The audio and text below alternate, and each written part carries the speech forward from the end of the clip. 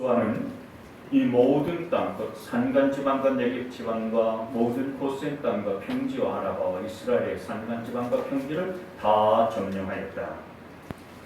그리고 세일로 올라가서 한락산에서부터 헤르몬산 아래 레바논 계곡에 있는 바알가까지 모든 왕을 사로잡아서 쳐죽이다. 여호수아는 여러 날 동안 이 모든 왕과 싸웠다. 기브온 주민인 히위 사람 말고는 이스라엘 자손과 같이 난 성읍 주민이 하나도 없었다.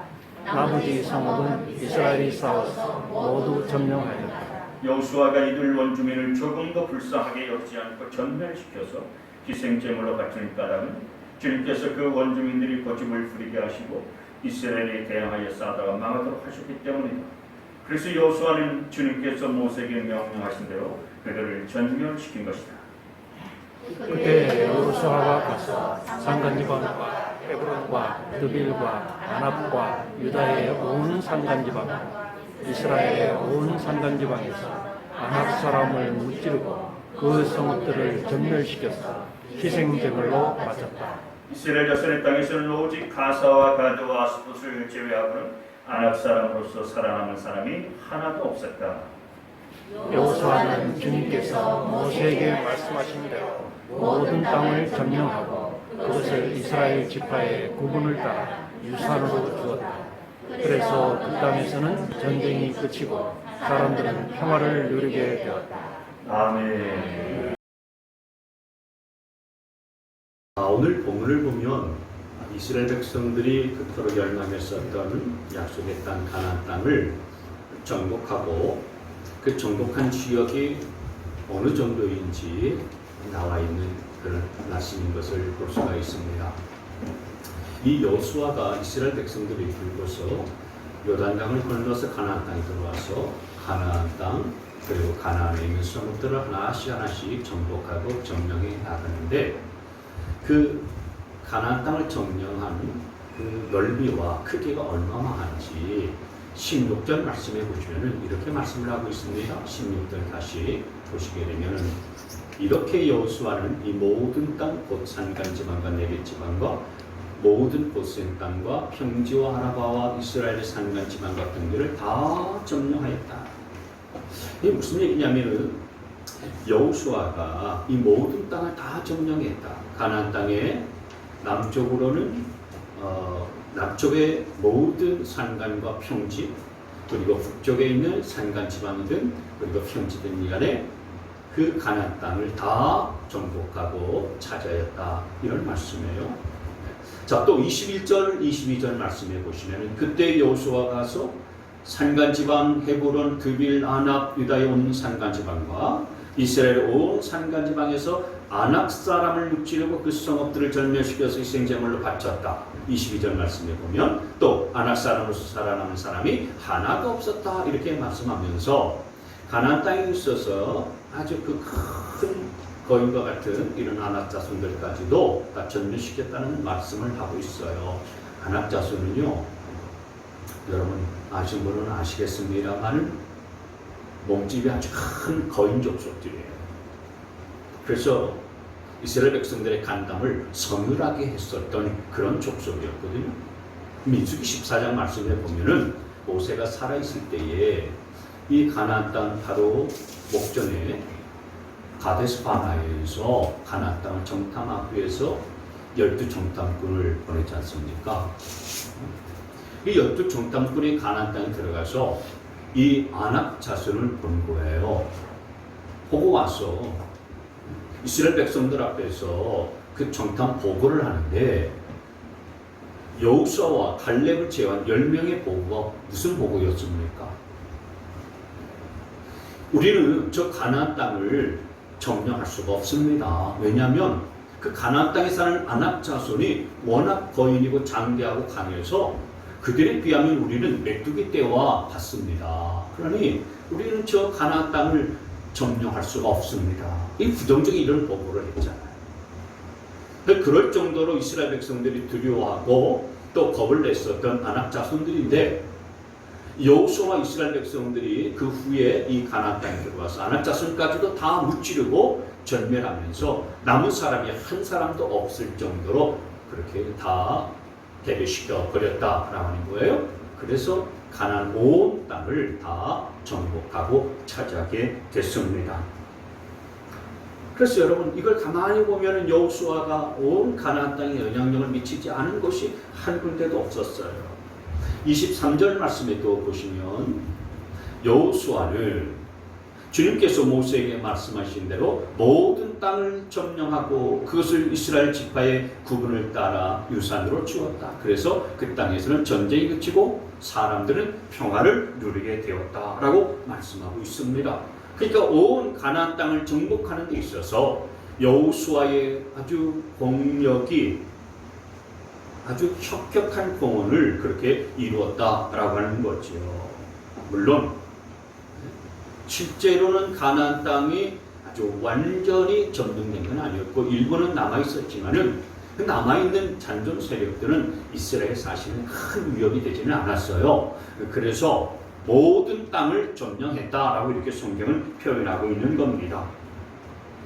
어쨌든 여호수아는 이렇게 가나안 땅에 들어와서 가나안 땅을 정복하는 그 정복 전쟁의 종지부를 찍었어요. 여러분 이 본문을 보면서 뭘 느끼십니까? 저는 이 본문을 묵상하면서 한 사람이 이렇게 하나님의 손에 쓰임을 받게 되면 위대한 일을 이루어내는구나. 그게 느껴지더라고요. 그때 여호수아 한 사람을 통해서 하나님께서 이 가나안 모든 땅을 다 정복하게 하시고 점령하게 하시는 위대한 일들을 행하게 하셨어요. 한 사람을 통해서 하나님은 엄청난 역사를 이루어 가셨다는 겁니다. 16절 앞부분에 보시면 말이죠. 이런 말씀을 했어요. 이렇게 여호수아는 정말 이렇게 여호수아는 가나안의 모든 땅을 다 점령하고 정복하고 차지하게 됐습니다. 그러니까 가나안 땅을 정복하는 이 역사는 사실 여호수아를 통해서 이루어지게 됐다라는 말씀이에요. 그런데 여러분 가만히 생각해 보시면 이 가나안 땅을 정복하는 이 전쟁에 어디 여호수아만 그렇게 싸우고 행했었던 것일까요? 그렇지는 않습니다. 여호수아 혼자서 북치고 장구치는 것이 아니었어요. 여호수아의 명령을 따라서 함께 전쟁에 나섰었던 수많은 이스라엘 군사들이 있었죠. 백성들이 있었어요. 순종했었던 자들이 있었어요. 그러니까 함께 했었던 겁니다. 그리고 무엇보다도 하나님의 도우심, 하나님의 역사가 있었어요. 그런데 오늘 이 여호수아 본문 말씀을 보면은 왜 이렇게 여호수아가 다 점령하였다라고 그렇게 말씀하고 표현하고 있을까요? 이렇게 말씀하신 이유가 뭐겠습니까? 오늘 이 말씀을 가만히 보면은 마치 여호수아가 모든 것들을 전부 다 한 것처럼 그렇게 말씀하고 있고 표현하고 언급하고 있는데 그 이유는 여러 가지가 있겠습니다만은 중요한 것은 여호수아라는 한 사람의 믿음과 순종을 통해서 하나님께서 같이 위대한 일들을 이루어갔다는 사실들을 강조하기 위해서 여호수아를 부각시킨 거예요. 한 사람의 믿음과 한 사람의 순종을 통해서 하나님은 물론 이스라엘 백성들이 함께 협력했고 함께 전쟁에 나섰긴 했지만은 그러나 여호수아와 한 사람을 통해서 그 한 사람의 믿음과 순종을 통해서 하나님은 가나안 정복 전쟁을 일으키게 하시는 놀라운 일들을 행하셨다. 이것을 하나님이 보여주시기 위해서 여호수아를 그렇게 두드러지게 나타내 보여주었다는 겁니다. 여러분 지도를 한번 가만히 보세요. 이 지도를 가만히 보면 지금 아래로 녹색 화살표로 진행되어져 가는 부분이 여호수아가 제일 먼저 요단강을 건너서 이제 여리고성, 아이성 차근차근히 하나씩 남쪽 지역에 있는 성읍을 정복해 썼던 그런 그림이고요. 그리고 붉은 화살 표시로 위쪽으로 가는 방향은 북쪽 지역의 가나안 땅을 하나씩 점령하고 차지하는 그런 내용이에요. 그래서 여호수아는 이렇게 가나안의 남부 지역, 온 산간 지방과 평지, 그리고 북쪽으로 온 산간과 평지, 모든 가나안 땅을 다 점령하고 정복한 그런 내용을 보여주고 있는 지도예요. 그러니까 여호수아 한 사람이 하나님의 말씀에 순종해서 믿음으로 이같이 위대한 일들을 이뤘다는 사실들을 단적으로 보여주는 그런 그림인 겁니다. 지금까지도 어느 이스라엘 민족의 조상도 이 일들을 이뤄내지 못했었던 일이었어요.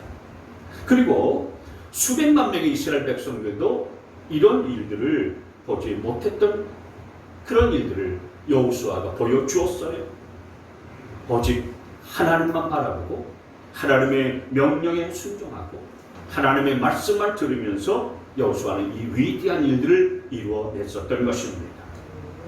자, 그러면 이런 위대한 일을 이루었었던 여호수아의 신앙은 무엇이었겠는가라고 하는 거예요. 이런 가나안 땅을 점령하는 위대한 일들을 이루었었던 여호수아의 그 비결은 무엇이었을까라고 하는 거죠.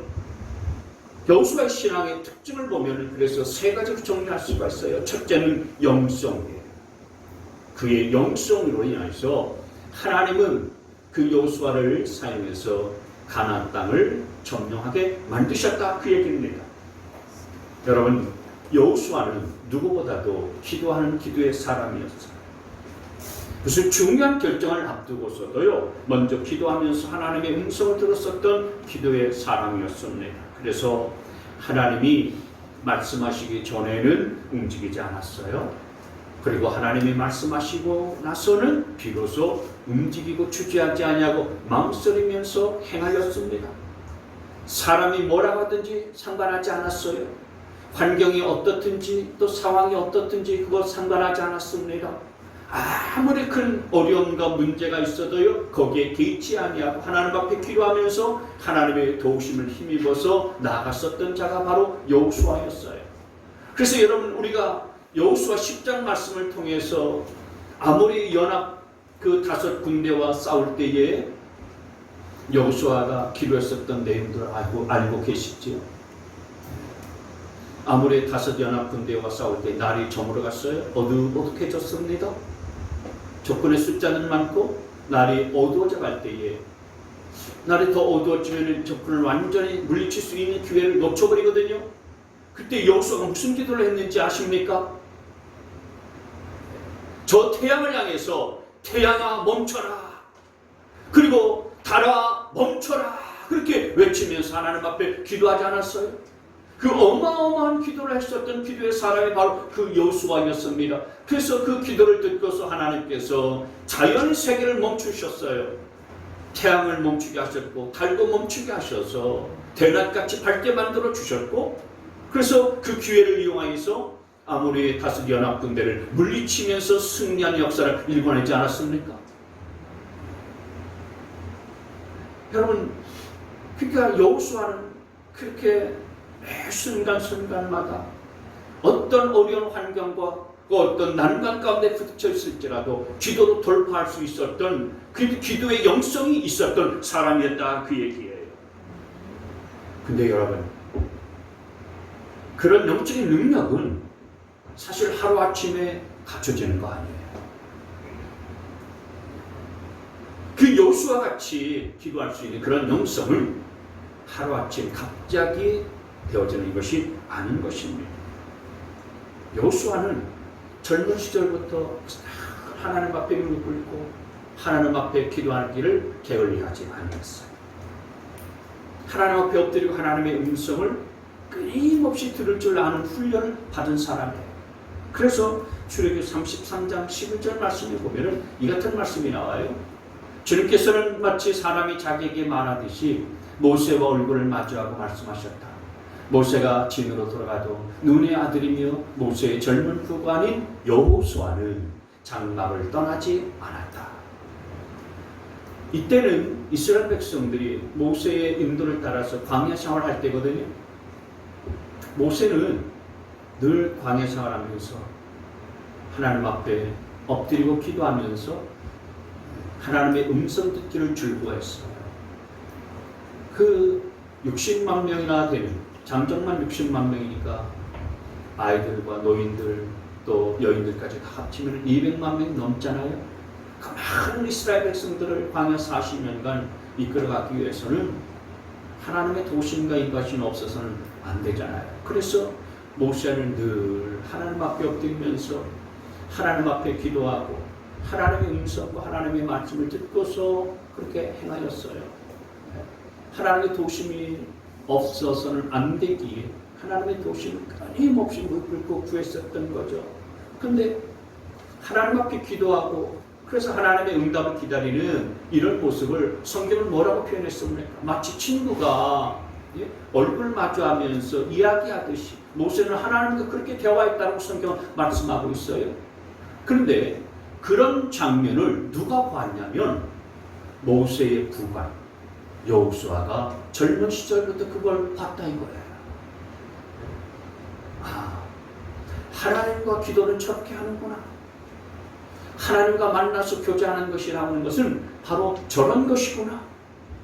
하나님의 도움을 구할 때에 하나님께서는 저렇게 영광스러운 모습들을 보여주시고 도우시고 역사하시는구나. 젊은 시절부터 모세 밑에서 그런 기도의 영성들을요 배우고 익히고 훈련 받았었던 거예요.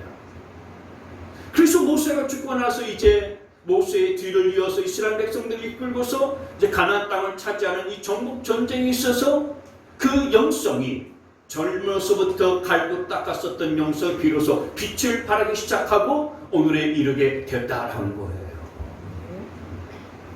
그러니까 그 영성은 갑자기 하루아침에 그렇게 만들어진 것이 아니었었던 거죠. 평소에 그런 훈련이 되었기 때문에 위기의 때에 그 영성의 빛을 발하게 된 거예요. 여러분도 평소에 기도의 훈련을 잘 쌓아나가고 또 늘 말씀을 대하고 그 말씀 속에서 주님과 교제하고 주님을 사귀는 그런 영적인 그런 훈련들을 잘 받아서 영성을 갈고 닦을 수 있게 되어지기를 바랍니다. 그래서 여호수아까지는 못 될지라도 내가 하나님 앞에서 사람 앞에서 부끄러움이 없는 그런 영성의 사람은 되어야 되겠다. 여러분 이 같은 목표를 갖고서 정말 여러분 기도의 영성을 세워나갈 수 있게 되어지기를 바랍니다. 말씀의 영성을 만들어갈 수 있게 되어지기를 바랍니다. 예배의 영성을 세워나갈 수 있는 여러분 되시기를 바랍니다. 하나님과 교제하는 영성이 더 깊어져 가고요 풍성해지기를 주의 이름으로 축복합니다. 그럴 때에 그런 영성이 잘 세워지고 준비되어지면은 여호수아가 가나안 모든 땅을 정복했었던 것처럼 여러분 앞에 있는 그 어떤 문제와 어떤 어려움과 어떤 고난과 역경 시련이 있을지라도요 그것을 능히 깨치고 극복해 나가고요 승리하게 하는 역사를 경험하게 하나님이 도와주실 줄 믿습니다. 두 번째로 여호수아는 어떤 신앙이 있었기에 이렇게 위대한 일들을 행할 수 있었나? 그건 그가 갈고 닦은 실력 때문이에요. 여호수아에게 있어서는요 실력이 있었어요. 여러분 여호수아를 추적해 보면은 그가 어느 날 갑자기 이스라엘의 지도자가 된 게 아니었어요. 여러분 정말 위대한 지도자가 된다는 것은 하루아침에 되는 거 아니고요. 수많은 훈련과 그런 많은 경험이 쌓이고 쌓여야 이루어지게 되어지는 거예요. 여호수아가 바로 그랬어요.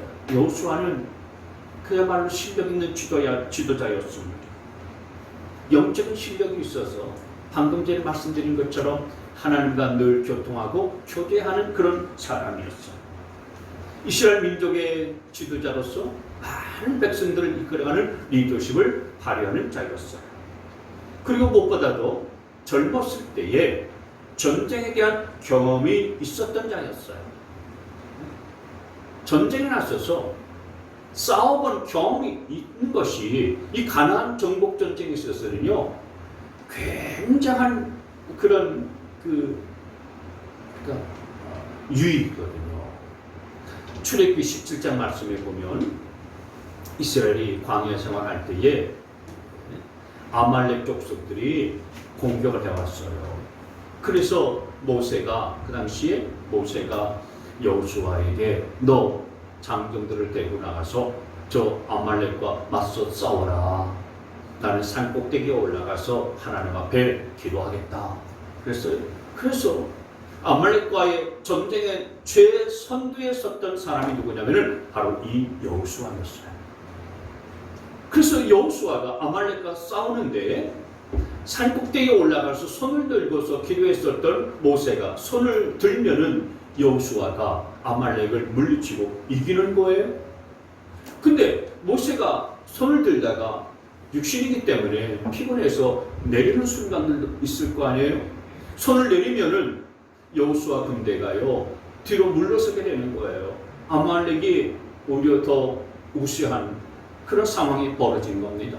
그래서 모세와 함께 산에 올라갔었던 아론과 훌이라는 사람이 모세의 손이 내려오지 아니하도록 양옆에서 오른손 왼손을요 붙들어서 올려주었어요.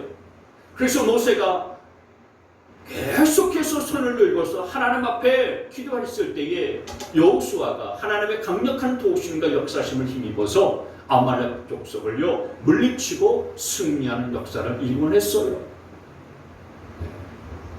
그러니 여호수아는 이때 광야 생활할 때 젊은 시절에 전쟁을 해본 경험이 있었던 거예요. 그 전쟁의 경험이 있었기 때문에 가나안 정복 전쟁에 있어서도요 가장 앞장서서 이스라엘 백성들을 싸우고서 나갈 수가 있었던 겁니다. 백성들 중에 여호수아처럼 이렇게 전쟁을 지휘해본 경험이 있는 사람이 없었던 거예요. 그러니까 전쟁이 있었어도 여호수아는 실력이 있었던 사람이었습니다. 그 훈련과 경험이 축적되어지고 쌓여 있었기 때문에 가나안 정복 전쟁을 치를 수 있었다라는 거예요. 여러분, 실력은 어느 날 하늘에서 갑자기 떨어지는 거 아닙니다. 끊임없는 연습, 끊임없는 훈련, 그리고 끊임없는 방법을 통해서 이루어지고 완성이 되어지는 거예요. 근데 여러분, 훈련 중에서 가장 중요한 훈련이 뭔지 아십니까? 가장 중요한 훈련은 순종의 훈련입니다. 한번 따라서 합시다. 순종의 훈련. 시작. 순종의 훈련. 무슨 훈련이 가장 중요하다고요? 그렇습니다. 순종의 훈련이 가장 중요합니다. 내가 순종의 훈련을 받으면 사실 훈련이 다 끝난 거나 다름이 없어요. 왜냐하면 가장 어려운 훈련이 자기 자신을 하나님께 날마다 깨트리고 순종하는 것이기 때문에 그렇습니다. 그래서 그 순종의 훈련이 다 되면요, 사실 다른 훈련은요 그냥 쉽게 넘어갈 수 있어요. 여러분, 사람이 순종한다는 것이 그렇게 간단하거나 쉬운 일이 아니거든요. 남은 내가 이겨도 자신을 이길 수 없는 것이 우리의 한계예요. 그리고 남은 훈련시켜요. 나 자신을 훈련시키기가 어려운 것이 우리의 모습인 것입니다. 그래서 여러분, 나 자신을 생각해봐도요, 자기 자신에 대해서는 한없이 관대하지 않습니다. 자기 자신에 대해서는 한없이 타협하고요, 자신에 대해서는 한없이 게으른 것이 우리 자신들의, 우리의 자아입니다. 그러니까 우리 자신들을 깨트리고 날마다 하나님의 말씀 앞에서 나 자신을 복종시키고 순종시키는 것은 이게 쉬운 일이 아닌 거예요. 그러나 그렇게 순종하기만 하면은 우리 자신을 이겨나갈 수가 있고요, 극복해 나갈 수가 있고요, 그리고 어떤 일들도 감당해낼 수 있는 그런 사람으로 세워지게 되어지기 때문에 자아를 정복하는 이 순종의 훈련이 그 어떤 훈련보다도 가장 큰 훈련인 거예요. 특별히 나보다 아주 보잘것없다라고 여기는 사람 앞에 순종하는 것, 나보다 나이도 어리고 나보다 경험도 일천하고 그리고 나보다 인생 경험이 없는 사람에게 내가 순종한다?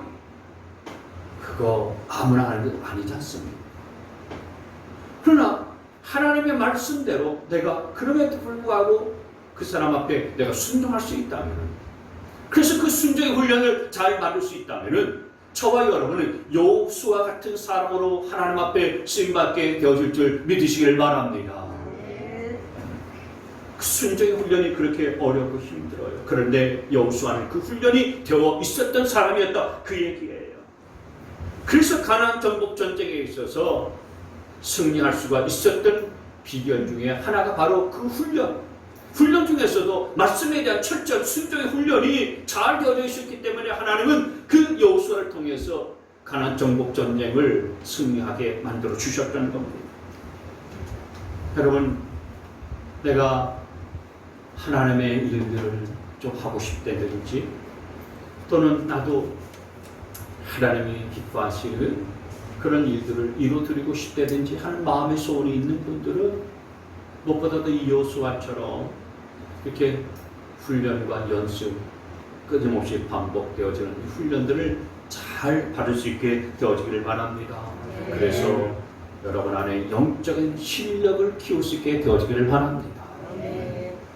여호수아처럼 영적인 실력을 훈련을 통해서, 연습을 통해서, 끊임없는 반복된 훈련을 통해서 잘 쌓아가다 보면은 여호수아처럼 하나님께서 우리에게 맡겨주신 일들을 위대하게 이룰 수 있는 자들이 되어지리라 믿습니다.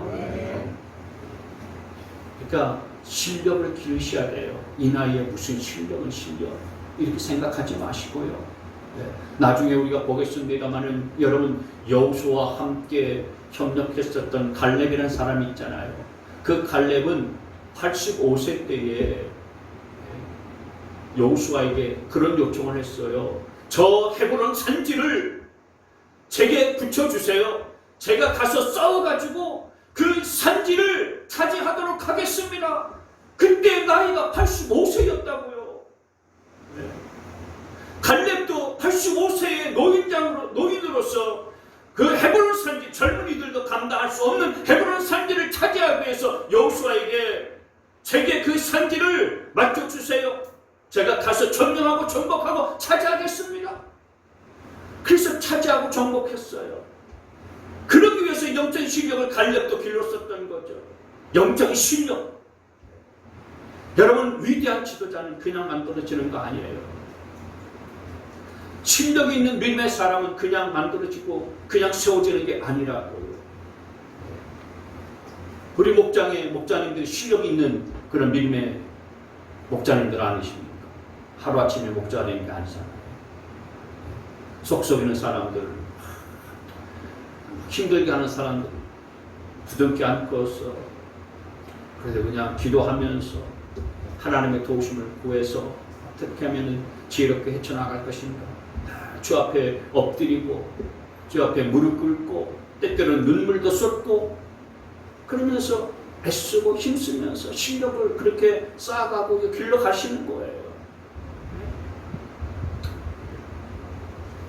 여러분, 힘들고 어려운 상황을 맞이할지라도 기도하면서 내가 몸부림치면서 하나님 앞에 도우심을 구하고 그러면서 여러분이 그런 환경과 어려운 상황들을 정말 내 실력으로, 내 영적 실력으로 만들어 갈 수 있는 그런 흔한 그런 훈련과 연습들을 계속 하셔야 되는 거예요. 여러분, 영적인 실력이 있는 사람은요, 온실에서 그 실력이 길러지지 않아요. 궁궐에서 길러지지 않는다고요. 위대한 믿음의 사람들 가만히 보면요, 오늘 여호수아도 마찬가지예요. 광야에서 다 실력이 키워졌고요, 만들어졌어요. 온실에서 핀 꽃은 화려하지만 향기가 없어요. 저는 꽃 살 일이 별로 없는데 1년에 한 번, 두 번 제 아내 생일 때 요 사거리 앞에 있는 꽃집에서 꽃을 삽니다.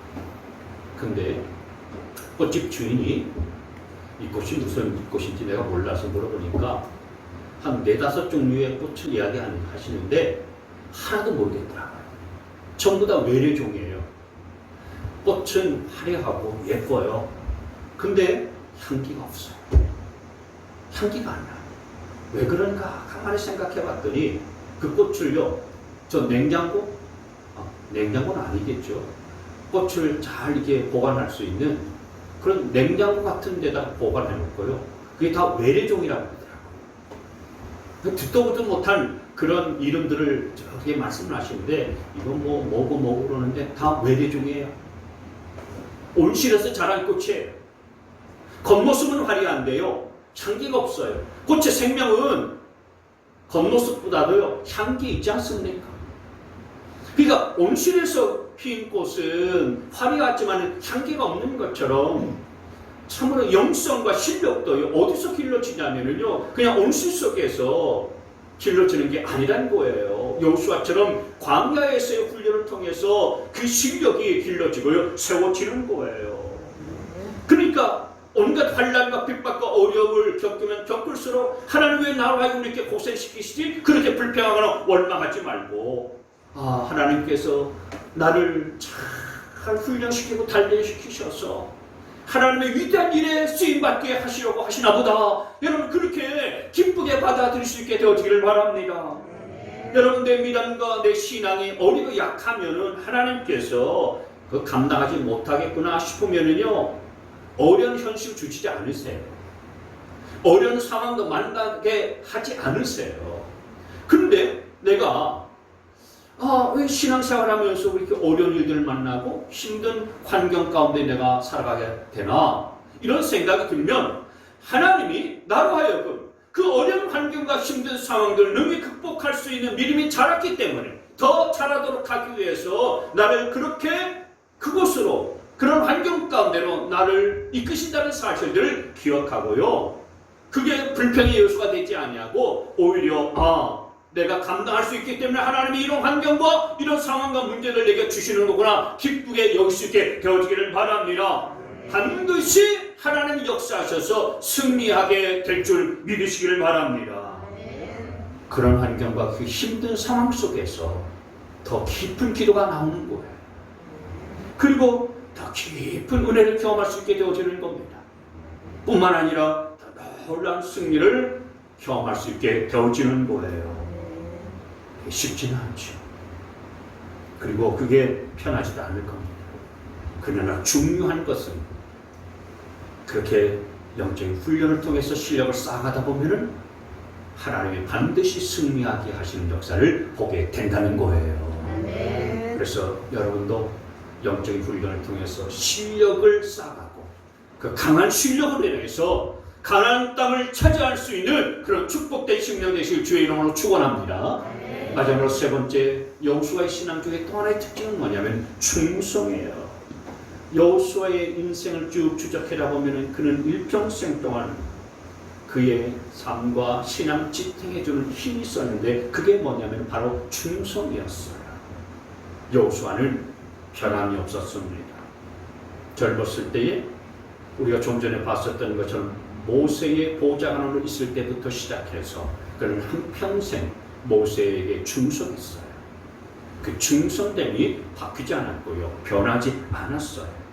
한번 순종하고 충성하기로 그렇게 결단하면 끝까지 갔어요. 도중에 변질되지 않았어요. 도중에 떠나지 않았어요. 한 번도 믿음을 배반하지 않았어요. 우직한 믿음으로 굳굳이 나갔어요. 그래서 여호수아의 인생을 가만히 살펴보면 아니요라고 하는 것이 없어요. 모든 것에 항상 예스, 아멘이었어요. 여러분도 모든 일에 충성되고 하나님이 말씀하시는 것에 예할 수 있게 되어지기를 바랍니다. 지도자에게 충성, 믿음의 충성, 훈련의 충성, 말씀의 충성. 하여튼 여호수아는 죽을 때까지도요 충성했어요. 충성의 변함이 없는 자였습니다. 그래서 여러분 그의 말년에 여호수아의 고백을 한번 들어보시겠습니까? 여호수아 24장이 여호수아가 마지막 죽기 전에 행했었던 말씀인데 이렇게 말씀하셨어요. 지금 여호수아의 고백이에요.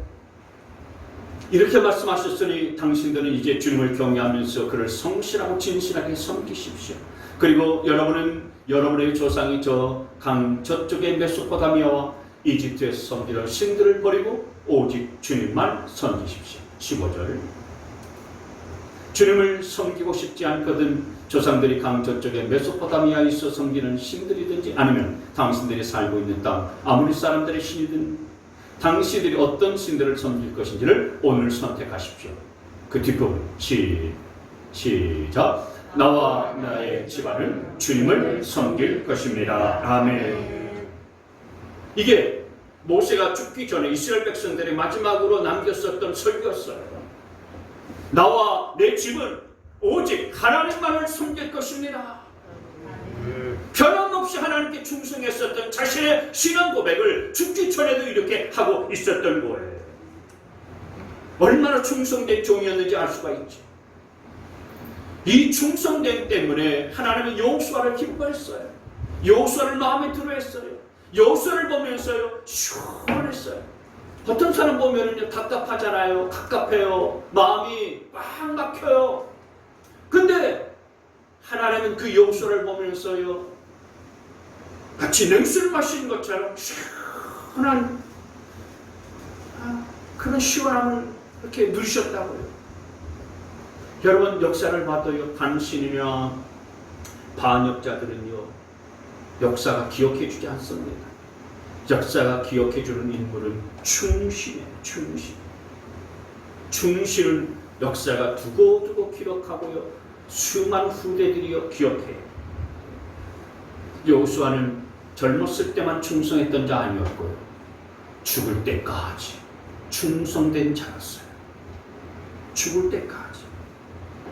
여러분 신앙생활도요 들쑥날쑥하지 아니하고 꾸준하게 하다 보면 언젠가는 반드시 빛을 발하게 될 때가 있다는 사실들을 기억하시기를 바랍니다.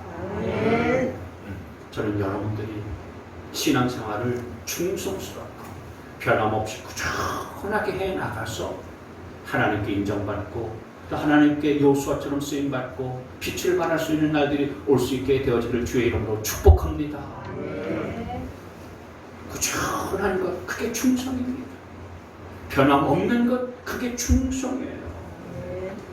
지금 당장 눈에 보이는 것이 없고 손에 잡히는 것이 없고 쥐이는 것이 없을지라도 그러나 믿음 가지고서 꾸준히 나가다 보면 반드시 하나님이 여러분의 삶 가운데 좋은 결과와 은혜의 복들을 부어주실 것을 믿으시기를 바랍니다. 사랑하는 성도 여러분, 오늘 여호수아 한 사람을 통해서 하나님께서는 가나안 땅을 정복하게 하는 이 위대한 일들을 이루셨어요. 하나님께 쓰임받던 이 여호수아 어떤 신앙을 갖고 있었습니까?